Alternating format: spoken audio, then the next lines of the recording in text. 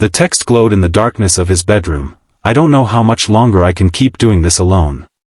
Mark stared at his phone in horror, realizing he'd just sent his moment of weakness not to his brother as intended, but to his boss, Catherine Wells. 3 dots appeared immediately. She was typing back. His stomach dropped as he frantically tried to think of a way to explain away his vulnerability without seeming unprofessional. But before he could formulate a response, his doorbell rang. It was midnight. And somehow, Catherine was already standing on his porch. If you've ever felt completely overwhelmed by life's challenges or experienced an embarrassing text mishap that changed everything, hit that like button and subscribe to hear more stories that remind us how unexpected moments can transform our lives in ways we never imagined. Mark Davis rubbed his tired eyes as he sat on the edge of his bed, the house finally quiet after hours of chaos. His 7-year-old daughter Emma had been running a fever all evening, crying for her mother who had been gone for almost 2 years now. The dishes were still piled in the sink, work reports remained unfinished on his laptop, and the laundry sat in wrinkled heaps waiting to be folded. At 34, this wasn't how he'd imagined his life would be. He picked up his phone, intending to text his brother James, who had become his lifeline since Sarah's death. James always knew what to say when Mark felt like he was drowning. With trembling fingers, he typed out the message that had been weighing on his heart all day. I don't know how much longer I can keep doing this alone. Only after hitting send did he notice the name at the top of the screen, Catherine Wells, Senior Director. His boss of only 3 months. The woman who held his career in her hands at the architectural firm where he'd been struggling to maintain his once promising trajectory while juggling single parenthood. The 3 dots appeared immediately. Mark's heart raced. Catherine was known for her no-nonsense approach and impossibly high standards. She was brilliant, intimidating, and had never shown any indication that she tolerated personal problems interfering with work performance. At 42, she had climbed to the top of a male-dominated field through sheer determination and an almost legendary work ethic. The office rumors suggested she lived and breathed work, with no family or personal life to speak of. Mark frantically typed, "I'm so sorry, that wasn't meant for you. Please ignore." The dots disappeared. Then reappeared. Then disappeared again. Mark groaned and fell back onto his bed. Tomorrow was going to be unbearable. He'd have to face her across the conference table during the Henderson Project presentation, knowing she'd seen his moment of weakness. He considered sending another text to explain, but what could he possibly say that wouldn't make this worse? The sudden chime of his doorbell made him jump. He glanced at the clock, 12:07 a.m. Who could possibly be at his door at this hour? A neighbor with an emergency? His brother making a surprise visit? He hurried down the stairs, conscious of Emma finally sleeping after her difficult evening. Through the peephole, he saw the last person he expected, Catherine Wells, still in her work clothes, standing on his porch with what appeared to be grocery bags in her hands. Mark hesitated, then opened the door, acutely aware of his worn t-shirt and sweatpants, the stubble on his face, and the general disarray of his home visible behind him.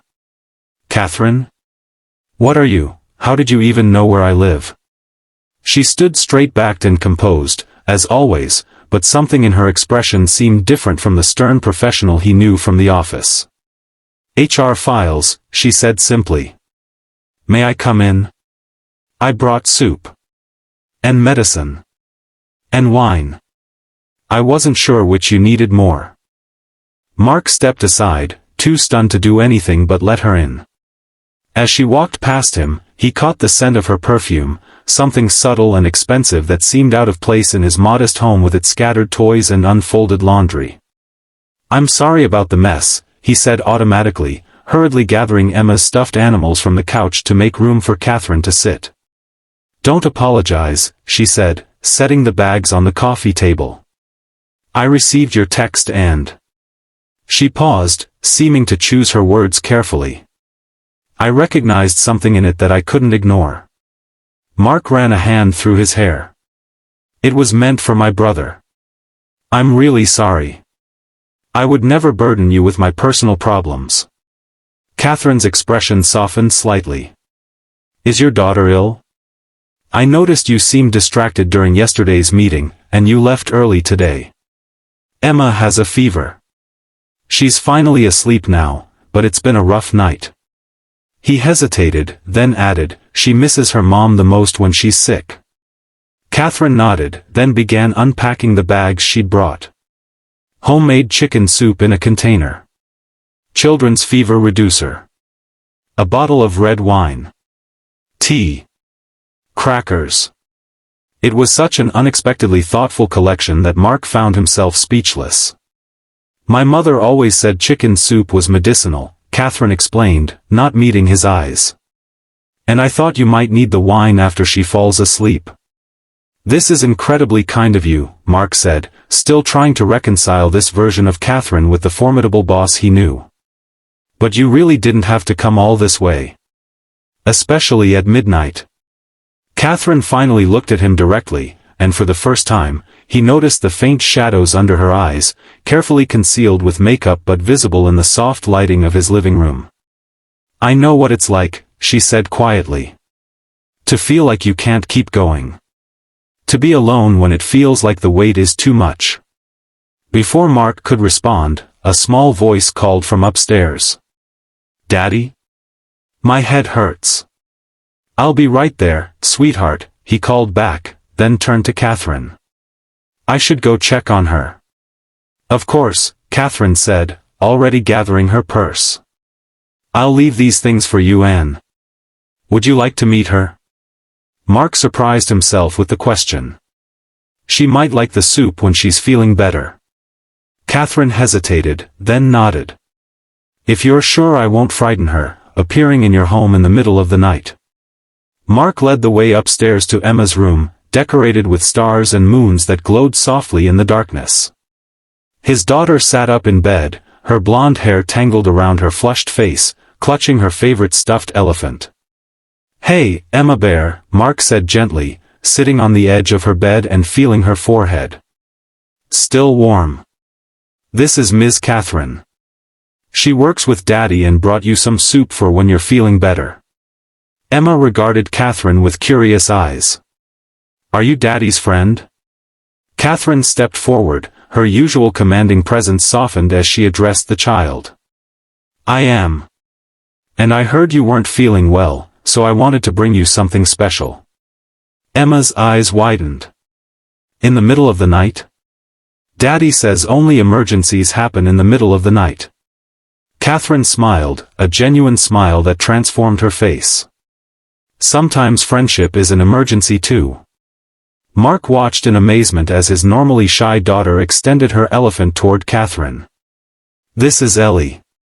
She helps me feel better when I'm sick. She's beautiful, Catherine said, gently touching the worn toy. I had an elephant just like her when I was your age. Really? Emma's interest was piqued despite her illness. Really? Mine was named Peanut, and he went everywhere with me.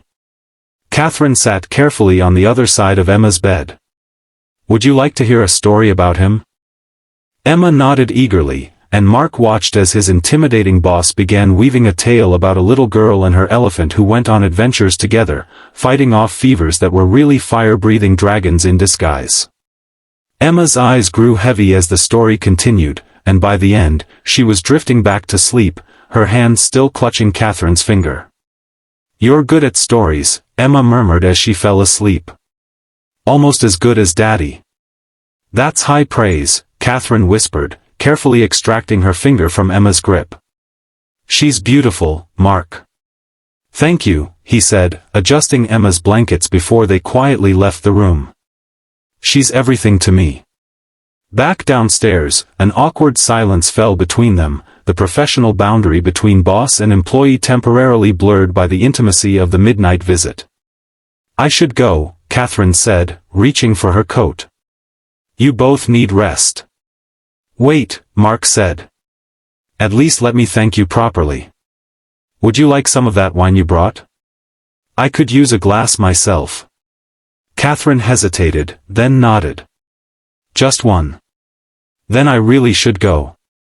Mark poured 2 glasses and they sat on opposite ends of the couch, the silence between them gradually becoming more comfortable.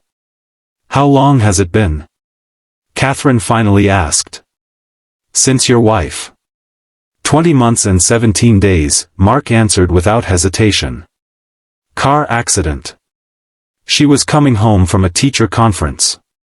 Catherine nodded, swirling the wine in her glass. I'm sorry. The firm doesn't know, do they? You never mentioned it in your interview. I didn't want to be hired out of pity, Mark admitted. Or have people wondering if I could handle the job. Sarah and I had our lives perfectly balanced before. She taught 3rd grade, I designed buildings, we traded off picking up Emma from school. And then suddenly, I was trying to do it all alone. You're doing remarkably well, Catherine said. Your work is excellent, even if you've missed a few deadlines recently. Mark winced. I'm sorry about that. The Henderson project will be ready for tomorrow's presentation, I promise. Catherine waved her hand dismissively.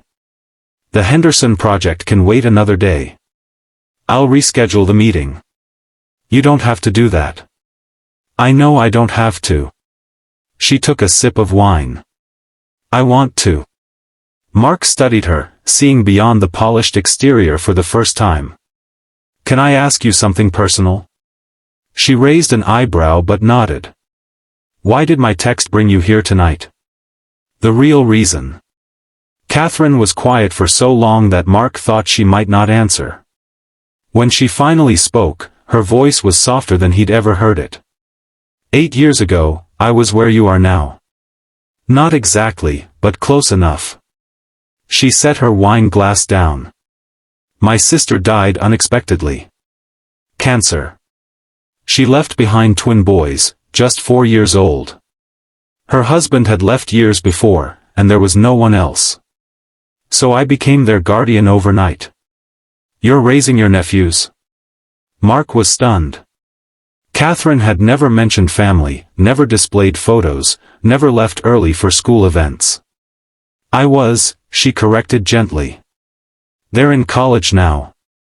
But those first few years. She shook her head. I was a corporate lawyer then, working 80-hour weeks. I had no idea how to be a parent. I remember sitting on my bathroom floor at 2 a.m., after one of them had been sick all night, thinking I couldn't possibly do it. That I was failing them and failing my sister's memory. What changed? I did, she said simply. I switched careers, found a position with more flexibility. Learned to ask for help when I needed it. Built a life around them instead of trying to fit them into my existing life. She looked at him directly. But I never would have made it without people who showed up when I needed them most.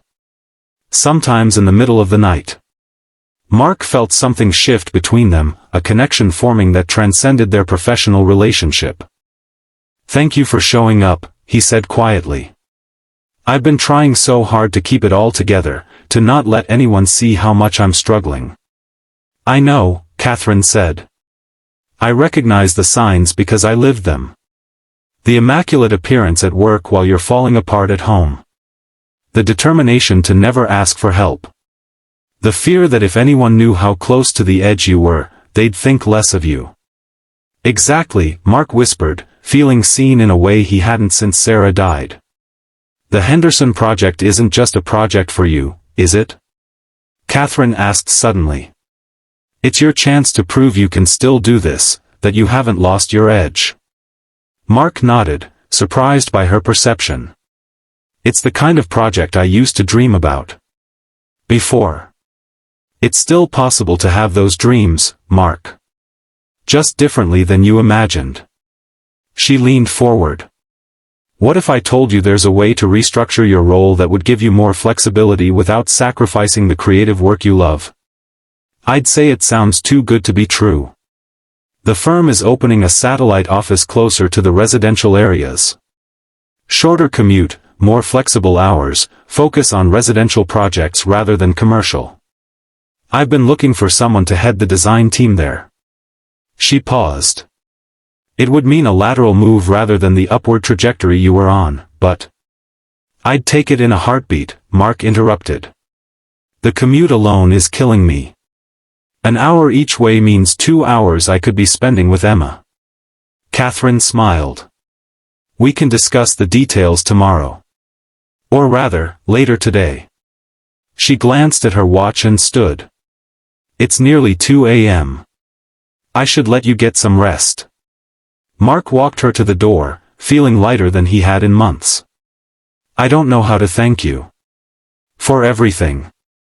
You don't need to thank me, she said, putting on her coat. Just pay it forward someday. And maybe bring Emma to the office picnic next month. The boys will be home from college, and they're excellent with kids. They could show her the ropes.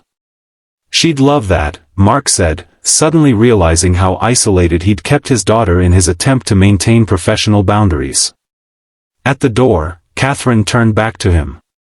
That text you sent? The one where you said you don't know how much longer you can keep doing this alone? Mark nodded, embarrassment flooding back. The secret is, she said gently, you don't have to do it alone. None of us do.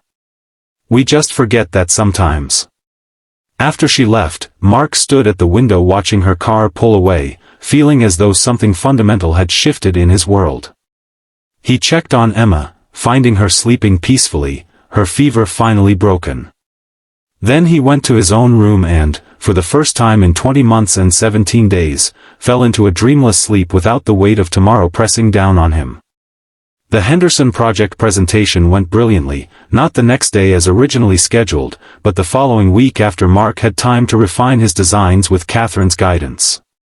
The clients were impressed, the contract was secured, and Mark found himself assigned as the lead architect for the new satellite office, just as Catherine had suggested. But the real change came in the smaller moments. The way Catherine stopped by his desk to ask about Emma. The standing invitation to Sunday dinners with her and her nephews when they were home from college. The network of other single parents at the firm that Catherine introduced him to, people who traded childcare and school pickups and became the village he hadn't known he needed. 6 months after that midnight text, Mark sat on his back porch watching Emma play soccer with Catherine's nephews in the yard. Catherine sat beside him, both of them enjoying the rare moment of peace. I never thanked you properly, Mark said, for showing up that night. Catherine smiled, her eyes on the children. Sometimes the most important thing we can do for each other is just show up. I was drowning, he admitted. Not just that night, but every day since Sarah died. Trying to be everything for Emma, to never let her see how scared I was. I know, Catherine said simply. That's why I came. How did you know what I needed? She turned to look at him, her professional mask completely gone in the warmth of the summer evening. Because someone did the same for me once. My neighbor found me crying in my car after the boys' first day of kindergarten. I was convinced I was ruining their lives, that my sister would be disappointed in how I was raising them. She smiled at the memory. She brought me inside, poured me a glass of terrible wine, and told me that the fact that I cared so much was proof I was doing it right. Emma's laughter rang out across the yard as one of the nephews lifted her onto his shoulders in victory after scoring a goal. You're doing it right, Mark, Catherine said softly. And so am I. It just looks different than we thought it would. As the sun set over the yard, casting golden light over the impromptu soccer game, Mark realized that his accidental text had given him something he thought he'd lost forever, a future he could look forward to, and people to share it with. Not the life he'd planned, but perhaps the one he needed. That night, after Emma was asleep and Catherine and her nephews had gone home, Mark sat on his bed and picked up his phone.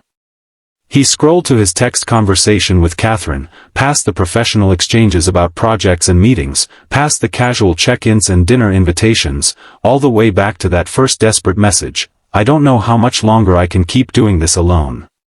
Below it, he typed a new message, thank you for making sure I didn't have to. The 3 dots.